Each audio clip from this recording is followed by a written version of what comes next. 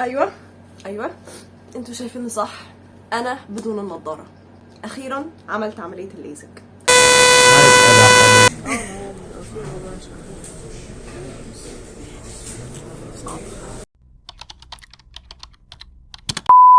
وطبعا عارفه ان في ناس كتير جدا نفسها تاخد الخطوه ومش عارفه او متردده او مش عارفه ايه اللي بيحصل بالظبط، فعلشان كده قررت ان انا اجي واعمل لكم الفيديو ده واقول لكم كل حاجه بتخص عمليه الليزك. قبل العمليه بيحصل ايه، اثناء العمليه بيحصل ايه، بعد العمليه بيحصل ايه التغيرات اللي بتحصل عليك اثناء العمليه، وكمان معلومات لازم تكون عارفها قبل ما تعمل عمليه الليزك. يا ريت بقى قبل ما ابدا الفيديو انكم تعملوا لي سبسكرايب وتعملوا لي لايك، لان بجد اللايك بيشجعني بشكل كبير جدا. وكمان يا ريت تروحوا تعملوا لي فولو على الانستجرام وعلى تيك توك، بقدم هناك فيديوهات حلوه جدا، فتقدروا انكم تروحوا تعملوا فولو، هتلاقوا اللينكات تحت في الديسكربشن بوكس. وبس كده عشان ما اخش عليكم كتير، يلا نبدا بالفيديو. خليني اقول لكم ايه اللي حصل قبل عمليه الليزك. اخدت قرار ان انا لازم اعمل العمليه. كل اللي انا عملته ان انا رحت المستشفى وبدات ان انا اعمل شويه فحوصات، وبيعملوا لك شويه اشعه وتحاليل علشان يعرفوا عينيك عامله ايه، يعني العدسه شكلها ايه، محدبه ولا التحديد بتاعها عامل ازاي، نظرك عامل ازاي، كل المعلومات اللي لازم يكونوا عارفينها، هل القرنيه ثبتت ولا لسه. فكل المعلومات دي لازم يكونوا عارفينها علشان يشوفوا هل عمليه الليزك مناسبه ليك انك تعملها دلوقتي ولا لا.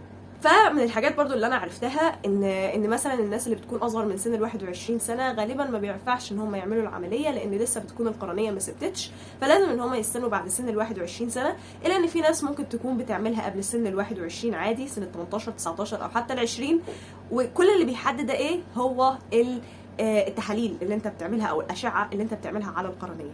وبعد كده بقى، بعد ما خلاص عملت الاشعه والتحاليل وكل حاجه وحددوا لي ميعاد العمليه هيكون امتى، فاول ما رحت طبعا ودخلت علشان اعمل العمليه، اول حاجه بنعملها ان احنا بنلبس لبس العمليات وبتدخل بقى العمليات. وطبعا اللي حصل ساعتها ان هم دخلونا كلنا اللي هنعمل العمليه مع بعض، اللي هو يعني دي من اكتر الحاجات اللي بجد غلط هم عملوها. ما كانوش المفروض ان هم يعملوا كده، كان المفروض ان هم يدخلوا الواحد العمليه على طول، لان لما الواحد بيقعد مع ناس بيفضلوا ان هم يتكلموا، اصلا كانت البنات متوتره لوحدها، كنا بنسمع البنات اللي بتدخل وتعمل العمليه جوه، فده كان بيوتر البنات اكتر لان كنا بنسمع صوت الليزك، وكمان كنا بنسمع صوت البنت مثلا هي وبتتقوه من الوجع او اي حاجه من الحاجات دي.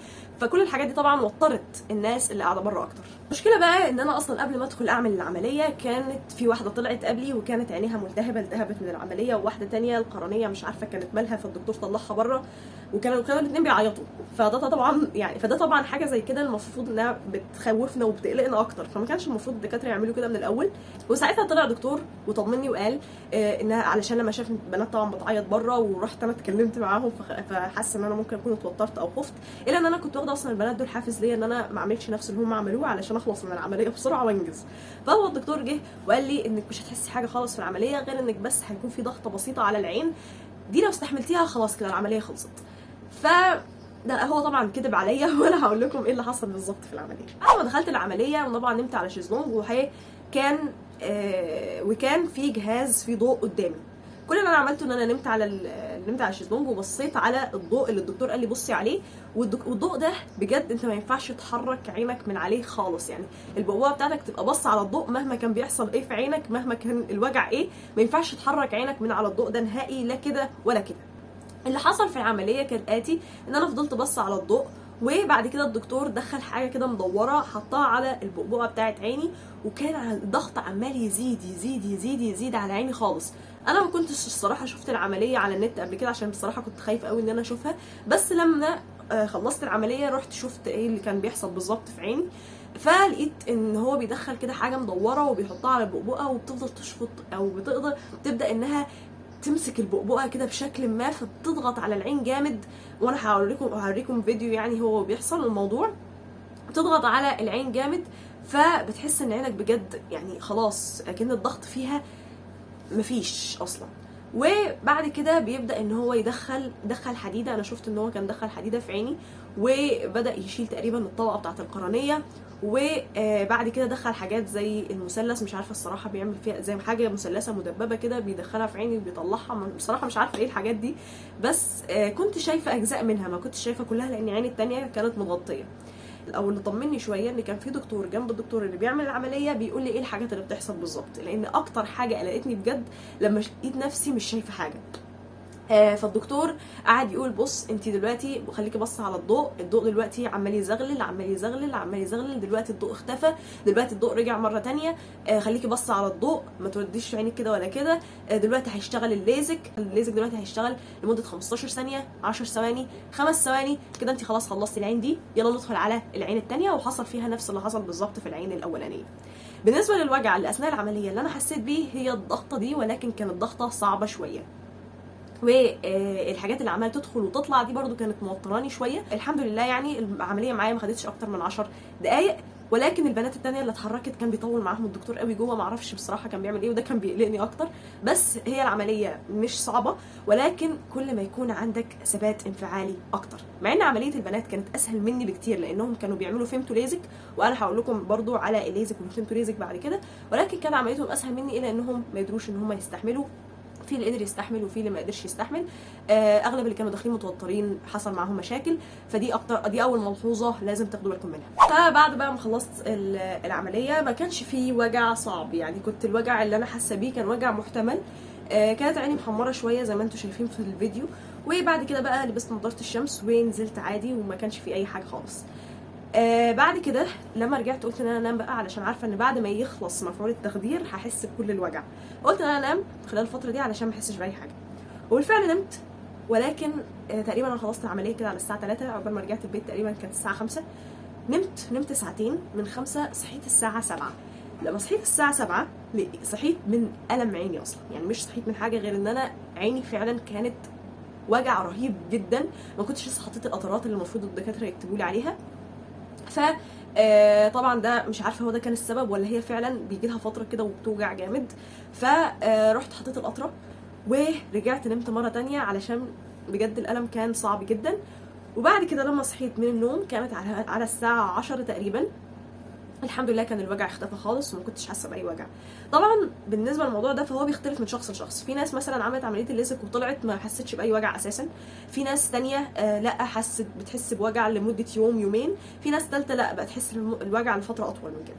فلازم طبعا دايما تكون في استشارات عند الدكاتره وبتشوف القرنيه وبتطمن عليها كل فتره بحيث انك تعرف سبتت ولا لسه ما سبتتش.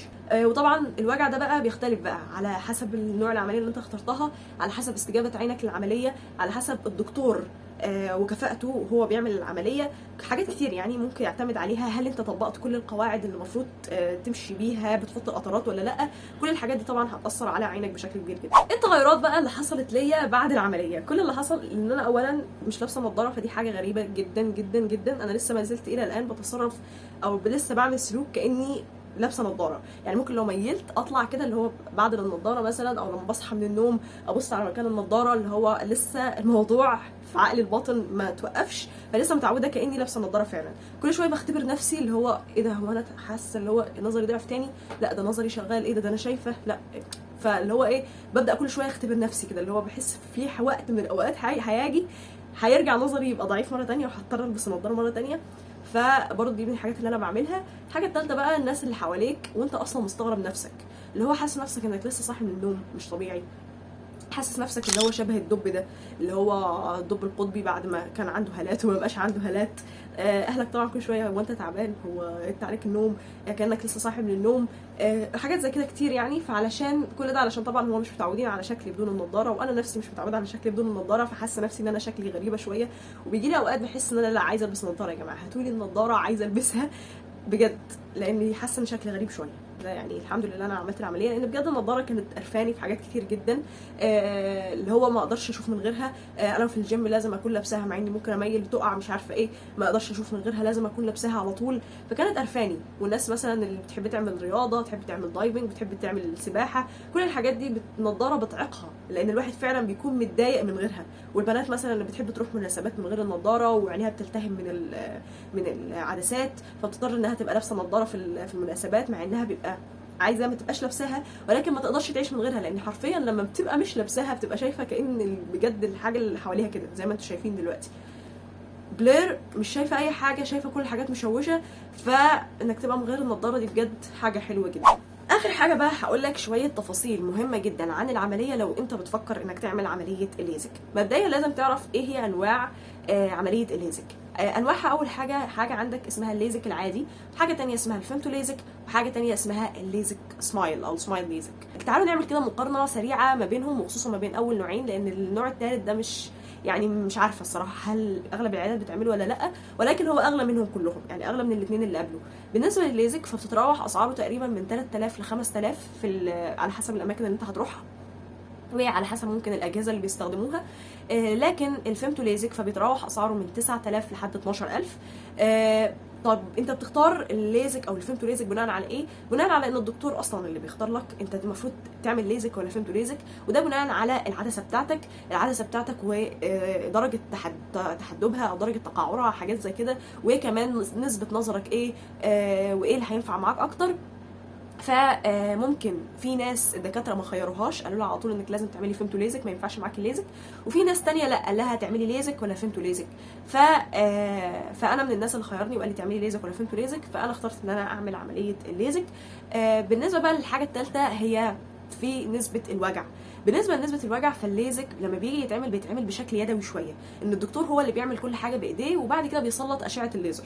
لكن الفيمتو ليزك هو الجهاز اللي بيعمل كل حاجه، فالالم بيكون اقل. وكمان البنات لما طلعوا من الفيمتو ليزك كان الالم عليهم مش واضح قوي، ما كانتش عينهم مدمعه زيي، ما كانتش عينهم حمراء زيي، فالالم فيه اقل بشويه عن الليزك العادي. بالنسبه بعد كده للحاجه الثانيه اللي برضو لازم اكلمكم عنها، ايه الحاجات اللي ممنوع انك تعملها قبل عمليه الليزك، والحاجات اللي ممنوع تعملها بعد عمليه الليزك.